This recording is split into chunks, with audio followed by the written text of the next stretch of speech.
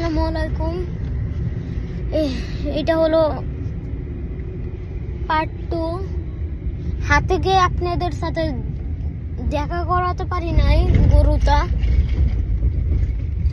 হাতে হাতে অনেক ভিড় ছিল। গাপটো ইয়াতে খালি মানুষ আসতেছে আর গরু দাবাত দাপ নিয়ে যেতেছে। তো এখন বাজে 2:30। দেখতেই পারছেন আমরা পুরা ঘামায় এসে আসলাম। একটা পাগলা আমরা আমার গাবতলি হাট হলো এই পারে, আমরা অন্য এই পারে। গরুকে নিয়ে আমরা এখান থেকে এই পারে এসেছি। তারপরে একটা পাগলা গরু আসতেছিল, ওই পাগলা গরুর পিছন পিছন আসতেছিলাম। কিন্তু আমাদের গরু পাগলা না, আমাদের গরু শান্ত। কিন্তু খাবার না পেলে আমাদের শান্ত গরু পাগলা গরু হয়ে যায়।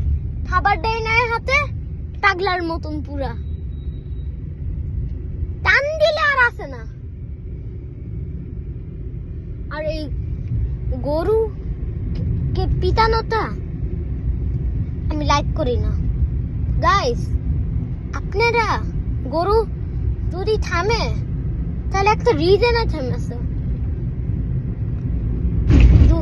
যদি কিছু না, যদি একটু কিছুক্ষণ দাঁড়ান, যদি গরুটা না নড়ে হালকা একটু হাত দিয়ে থাপ্পড় দিবেন। এই লাঠিতে এমনি এত জোরে থাপ্পড় দিবেন না।